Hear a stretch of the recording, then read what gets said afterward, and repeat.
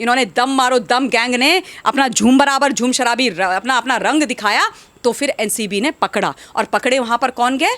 जब सब लोग पकड़े जा रहे थे तो पकड़े गए भैया बड़े वाले बादशाह के बेटे। और बड़े वाले बादशाह को अभी आजकल बड़ा दुख है, उनका बस चलेगा तो पीटेंगे अपने बेटे को पहले। क्यों? क्योंकि उनको लग रहा है कि मुझे तो 11 मुल्कों की पुलिस नहीं पकड़ पाई, पूरी कोशिश कर दी लेकिन 11 मुल्क की पुलिस मुझे नहीं पकड़ पाई। और इस नालायक को एनसीबी मुंबई की पुलिस ने 1 सेकंड में पकड़ लिया, नाम खराब कर दिया ना, नाम खराब कर दिया। तो उनको बड़ा दुख हो रहा है। आज बताते हैं 2 मिनट सुबह उन्होंने बात करी, जो लैंडलाइन नंबर है एनसीबी के दफ्तर का, वहाँ पर आर्यन खान लगातार रो रहे हैं। सचिन मान शिंदे जो बहुत बड़े सेलिब्रिटी लॉयर हैं, उनको हायर किया गया है। एक बाकायदा नैरेटिव लिखा गया जिसमें ये बोला गया, जो आर्यन खान ने भी बोला, ये लगातार बातें बोली गई कि भैया हमारे को तो पता नहीं था कि यहाँ पर रेव पार्टी होने वाली है, हमें तो एज अ वीआईपी गेस्ट बुलाया गया था, मैं तो एज वीआईपी गेस्ट गया था, मेरे नाम को इस्तेमाल करके लोगों को उस रेव पार्टी में बुलाया गया था। भाई क्या बेचते हो आर्यन खान? कौन से कद्दू पे तीर मार दिया? कौन सा माइलस्टोन अचीव कर दिया? कितनी हिट फिल्म दे दी? कौन सा गोल्ड मेडल स्वर्ण पदक इस देश के लिए जीत के आ गए कि आपकी फेस वैल्यू इतनी ज़्यादा है कि आपको सेलिब्रिटी और वीआईपी गेस्ट किसी पार्टी में बुलाया जा रहा, आपको देखने के लिए और आपको मिलने के लिए उस पार्टी में लोग आए? क्या बातें करते हो? मतलब देश की जनता को क्या मूर्ख समझा हुआ है? अरे वो ज़माने निकल गए जब आपके पिताजी के घर के बाहर लोग खड़े होते थे। नमस्कार दोस्तों, आप देख रहे हैं ऑल इंडिया न्यूज़।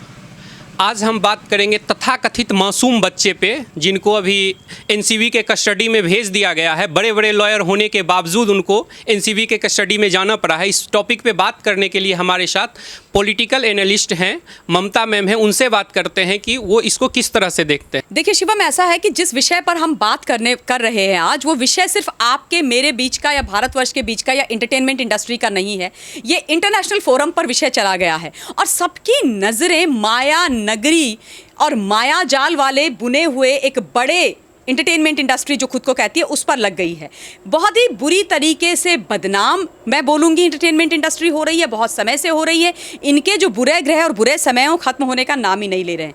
जिस प्रकार से एक बहुत बड़ी रेड पड़ी एक शिप पर, एक क्रूज़ पर, और उसके बाद वहाँ पर 8 लोगों को पकड़ा गया और जो गिरफ्तारियाँ हुई, जो डिटेन इनिशियली किया गया, उसमें एक बड़े मेगा स्टार के बेटे का नाम निकल करके आया। और छोटा मोटा स्टार नहीं, किंग खान, बादशाह, मतलब वो व्यक्ति जो लोगों की जिंदगी बनाए, जिसने पूरा रूल किया है इंटरटेनमेंट इंडस्ट्री को, आज भी कर रहे हैं शाहरुख खान, उनके बेटे आर्यन खान। अब आर्यन खान को जब डिटेन किया गया, उसके बाद कई तरीके की चीजें निकल करके आई, बड़े नैरेटिव बने, बड़ी बड़ी चीजें बोली गई। छोटे से बच्चे को पकड़ लिया, 23, देखो तो इस बच्चे का चेहरा देखो कितना मासूम है, इस बच्चे को बेचारे काहे पकड़ लिया, पॉलिटिकल वेंडेटा हो गया, विच हंट हो गया, शाहरुख खान के बच्चे को और इंटरटेनमेंट इंडस्ट्री को टारगेट किया जा रहा है, मीडिया ट्रायल किए जा रहे हैं।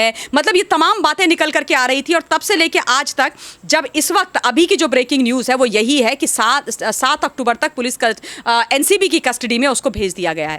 पहले बात जो ये नैरेटिव बुना गया है, मैं उसके बारे में बात करना चाहती हूँ। भाई कौन सा बच्चा, कहाँ का बच्चा, कैसा बच्चा? इस देश में हमारा संविधान एक 18 साल के बच्चे को यह अधिकार देता है कि वो अपनी बुद्धि का और अपने मत का इस्तेमाल करके इस देश के अंदर सरकार चुन सके, देश के प्रधानमंत्री, और जिस भी राज्य में वो रहते हैं वहाँ पर मुख्यमंत्री का चयन कर सके, यानी कि लॉ मेकर्स का चयन कर सके, यानी कि इस देश को आगे बढ़ाने के लिए जो सरकारें चलती हैं उनका चयन कर सके। तो जब 18 वर्ष में एक व्यक्ति, चाहे वो लड़का हो या लड़की हो, वो इतने समझदार हो जाते हैं कि सरकार का गठन कर सकते हैं, तो 23 साल का ये बच्चा तुमको बच्चा दिखाई दे रहा है? मतलब ऐसे बातें चल रही जैसे 23 या 24 महीने के बच्चे की बात कर रहे हैं। दूसरी बात, एक तरफ हम देखते हैं नीरज चोपड़ा जो आज हिंदुस्तान के अंदर आइकन, यूथ आइकन बने हुए हैं। एक ऐसा युवा जो एक बहुत गरीबी से निकल करके आते हैं, फौज में नौकरी कर रहे हैं और नौकरी के साथ साथ जैवलिन की प्रैक्टिस करते हैं, इंटरनेशनल फोरम पर जाते हैं, हमारे लिए यानी माँ भारती के लिए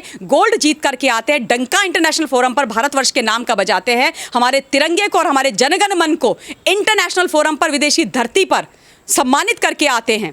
वो 23 साल का युवा है, वो इस देश के लिए इतना कुछ कर सकता है, और ये 23 साल का इनको बच्चा दिखाई दे रहा है जो इस देश के लिए और अपने माता पिता के लिए और पूरी इंडस्ट्री के लिए बदनामी लेकर के आ रहा है।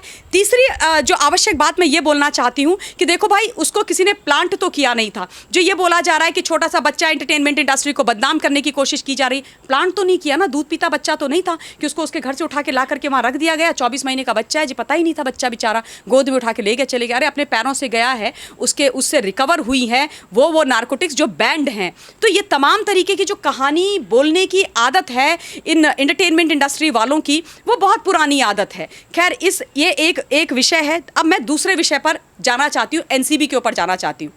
ये बोला जा रहा है कि एनसीबी पीछे पड़ गई है इंटरटेनमेंट इंडस्ट्री के।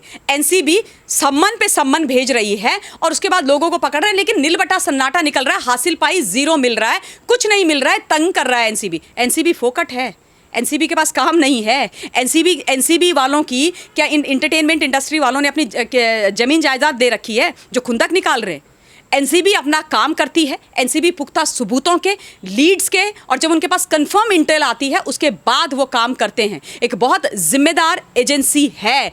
और ये ज़रूर बात हुई है शिवम कि कभी ऐसा हुआ नहीं भारतवर्ष के अंदर कि ये जो हुज हु है ना, बड़े बड़े नाम वाले, जो मतलब पर्दे पे बहुत बड़े लोग हैं, जो चाहते हैं कि जनता इनके पैरों पर बिछी रहे, इनके घर के बाहर मन्नत के आगे, गैलेक्सी के आगे लाइन लगा के खड़ी रहे, उन लोगों को एनसीबी सम्मन भेज रही है और उनके बच्चों को गिरेबान से पकड़ पकड़ के कस्टडी में ले रही है। तो एनसीबी बुरी हो गई है, क्योंकि एनसीबी ऐसा काम कर रही है जो कभी इस देश में हुआ नहीं है।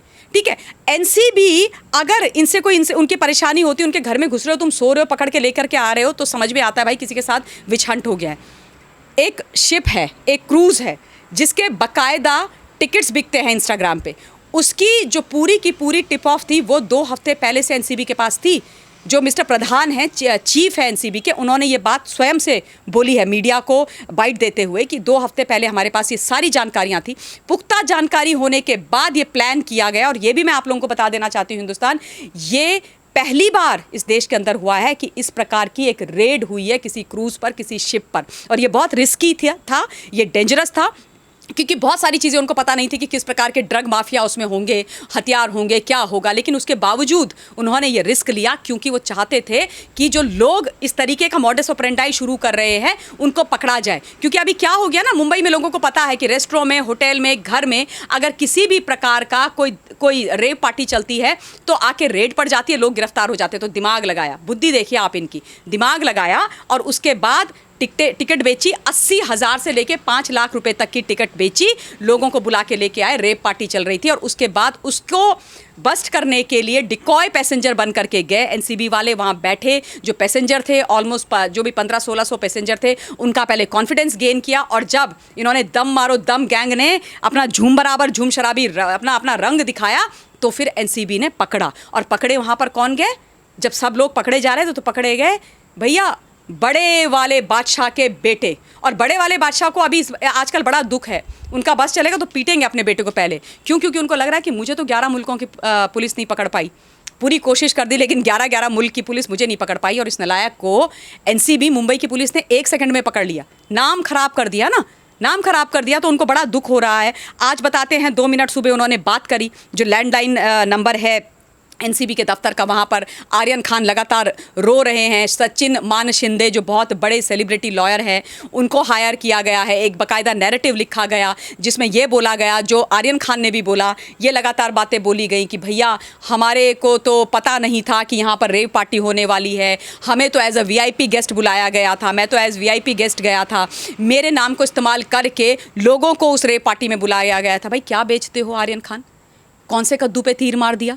कौन सा माइलस्टोन अचीव कर दिया? कितनी हिट फिल्म दे दी? कौन सा गोल्ड मेडल, स्वर्ण पदक इस देश के लिए जीत के आ गए कि आपकी फेस वैल्यू इतनी ज़्यादा है कि आपको सेलिब्रिटी और वीआईपी गेस्ट किसी पार्टी में बुलाया जा रहा है, आपको देखने के लिए और आपको मिलने के लिए उस पार्टी में लोग आए? क्या बातें करते हो? मतलब देश की जनता को क्या मूर्ख समझा हुआ है? अरे वो ज़माने निकल गए जब आपके पिताजी के घर के बाहर लोग खड़े होते थे